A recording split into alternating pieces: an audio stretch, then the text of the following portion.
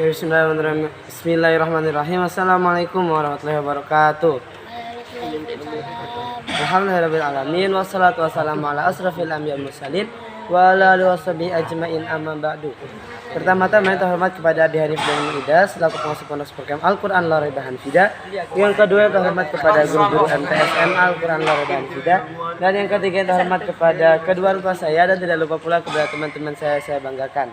Nah, jadi di sini saya akan memperhatikan tentang teks editorial. Nah, jadi apa itu teks editorial? Teks editorial adalah teks yang dibahas, yang ditulis oleh redaksi kimia menurut pandangan dan sikap redaksi. Nah, jadi misalnya itu ada suatu berita. Nah, jadi bisa itu ada satu peristiwa yang aktual, fenomenal dan kontroversial sebagai tajuk rencana.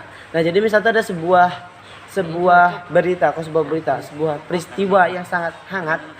Misalnya peristiwanya itu dari pandangan redaksi itu penerbit. Dari pandangan penerbitnya itu bahwa peristiwa tersebut itu seperti kayak gini, sehingga membuat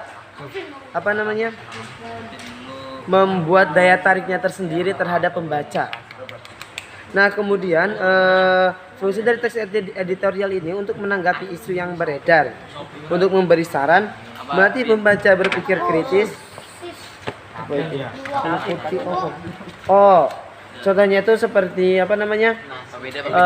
peristiwa ekonomi, politik, kesehatan, pendidikan, dan budaya. Nah, jadi misalnya itu jadi fungsi dari teks editorial ini kan tadi kan si redaksinya itu kan menciptakan tulisan sesuai pandangan dari sikap redaksi tersebut. Nah, itu untuk menanggapi isu yang tadi yang sedang hot, sedang panas, itu untuk memberi saran. Jadi kayak misalnya hendaknya peristiwa kayak gini itu kayak gini. Nah, itu untuk memberi saran.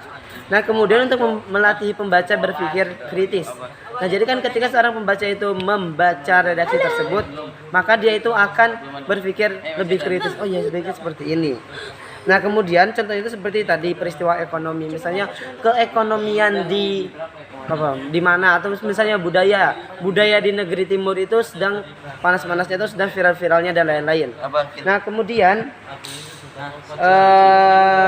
kebahasaan teks editorial. Yang pertama itu kalimatnya lugas. Nah, jadi agar mudah dipahami.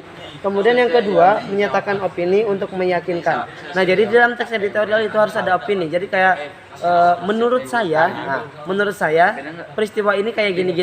Nah, itu untuk meyakini untuk pembaca bahwa emang benar-benar menganu pandangan si pembaca.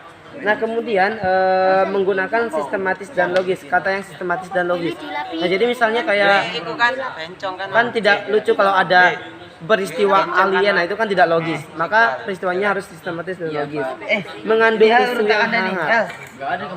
Nah, jadi isunya itu masih hangat, bukan yang udah 2015 masih dibahas sekarang, itu kan udah kadaluarsa peristiwanya. Nah, kemudian di sini ada macam-macam teks editorial.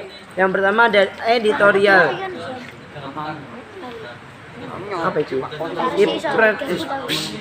interpretatif. Kemudian yang kedua ada editorial kontroversi, dan yang ketiga ada explanatory editorial. Oke, sekian dari saya. Kurang lebihnya mohon maaf. Wassalamualaikum warahmatullahi wabarakatuh.